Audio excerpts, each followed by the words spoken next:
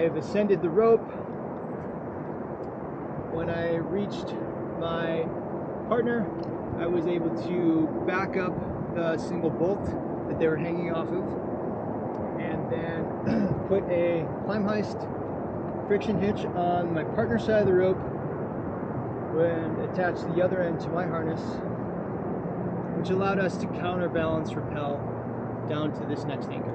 And so here, just like any multi-pitch rappelling scenario, we're going to have to attach ourselves to the anchor, come off the rappel system, pull the rope, rethread through this anchor, and continue down. So first step is to build an anchor.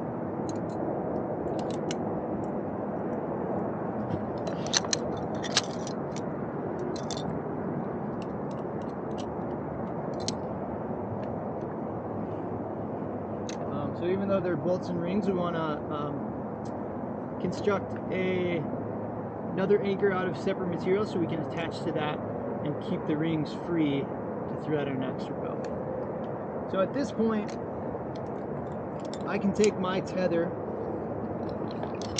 attached to the anchor, and if this were not a rescue scenario,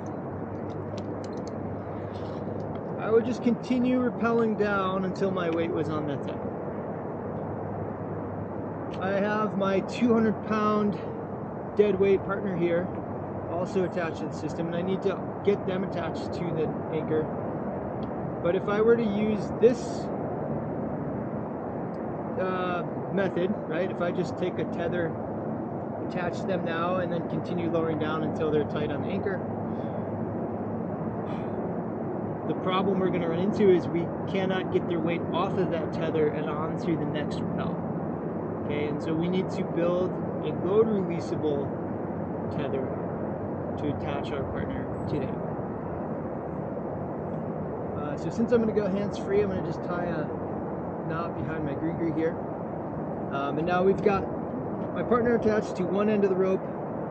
I am attached to the anchor here by my tether and on rappel, which means this other end of the rope that I'm attached to is free for use, right? It's not currently in the system, it's just there to keep the rope with me. So the easiest way that we can attach the partner to the anchor in a way that is releasable is to use a muncher mule overhand. And we can use any material we have available. We could use cordelette, slings, but we have this free end of the rope. And in general, if I can use the rope, I'm going to, because it's strong, it's dynamic, and generally the safest piece of material we have. So I'm going to just tie a retraced figure 8 onto my partner's harness. I'm going to take another locking carabiner and so here we're going to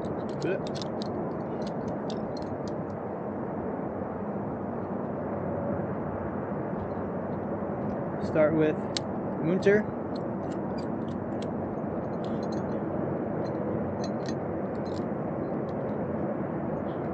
And I'm going to keep them pretty close here, like we're still hanging on the rappel line, their weight is on that. So I'm going to take that up as tight as I can with the munter. Now I'm going to mule off the munter, so half hitch, pass the bite through. Okay, so now that munter is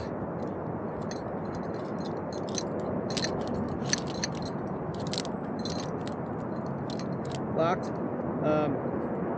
And then to secure that, to make sure we don't accidentally pull the release on the munter mule, we're going to tie an overhand knot around the whole thing.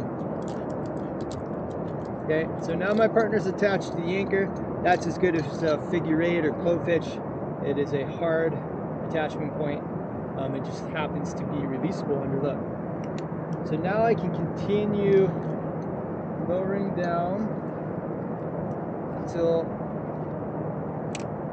my weight and my partner's weight comes onto the anchor.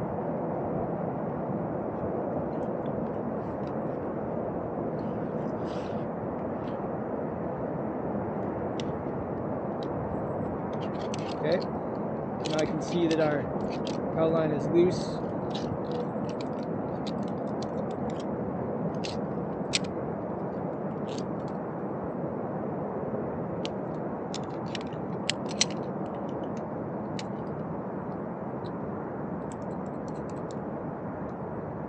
I'm going to just clean up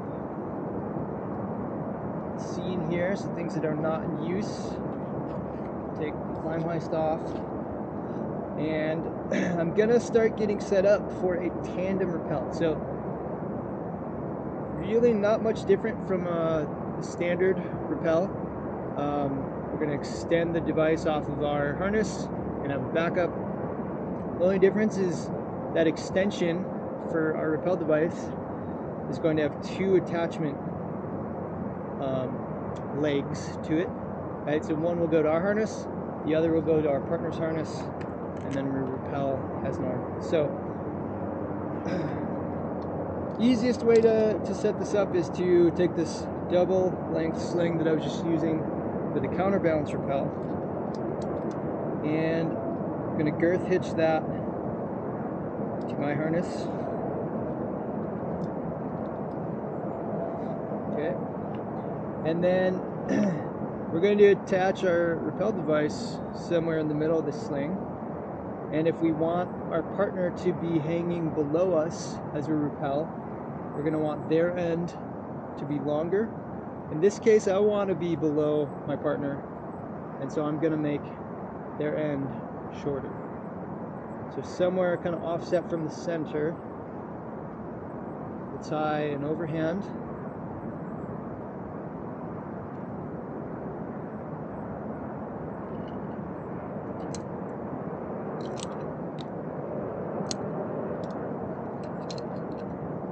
And we'll attach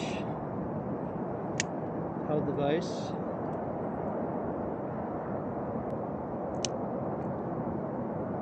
Okay, so as you can see here, rappel device, overhand knot in the middle of my sling, one end girth hitched to my harness, the other end is going to get clipped into my partner's harness. Go ahead and clip them in. Make sure we're out of the way of the rope. Lock that gate. Okay. And now we're going to need to pull our rope through. So the original tie-in point that my partner had, right, is no longer being used. Untie that. Pull from that point.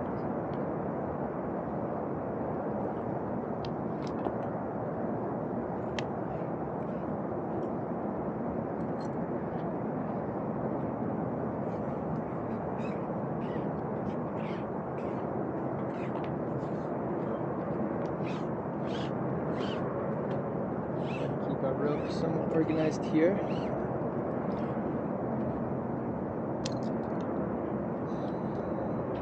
Okay, I'm going to take the free end of the rope,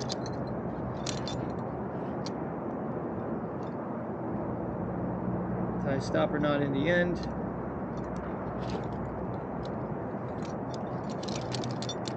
and then we're going to pull the rope until we get to the middle.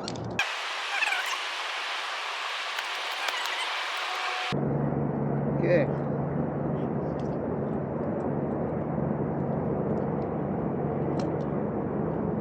Thread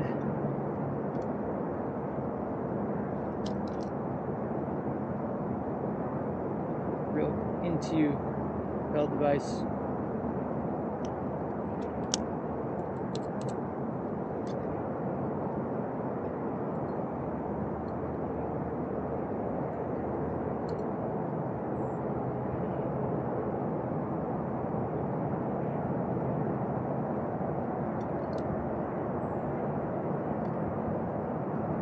especially because we have the weight of 2 people on this rope.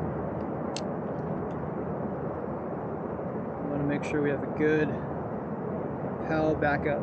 So just the third hand.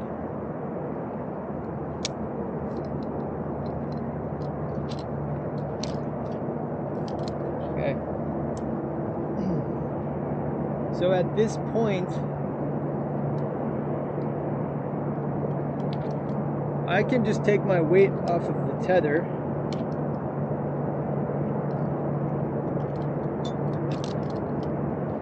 and maybe I can put a little more slack in that tether, lean back, and I can make sure that that's holding. So at this point, top down check. Rope is threaded through the rings, properly threaded into the rappel device, carabiners locked, extension attached to my harness, and attached to my partner's harness, and the backup is on. So I can just unclip my tether because I'm able to just lean in a little bit and unclip from the anchor. But remember, my partner has all their weight, all 200 pounds, hanging on the anchor, and I need to somehow get this unloaded and transfer the load onto the rappel system. So that's where the muncher mule overhand comes back into play. We're going to untie the overhand knot,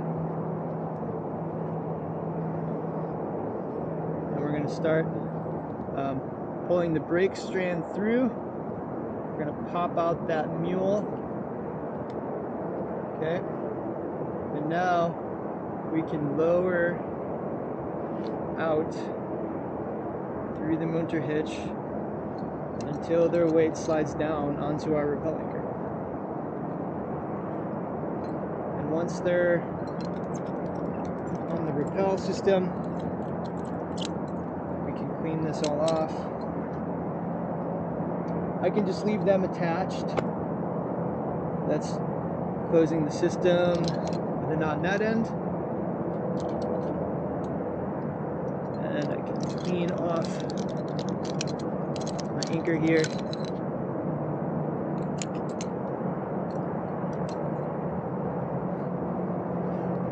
And now we can send either to the ground or to the next anchor, where we'll just repeat the same process.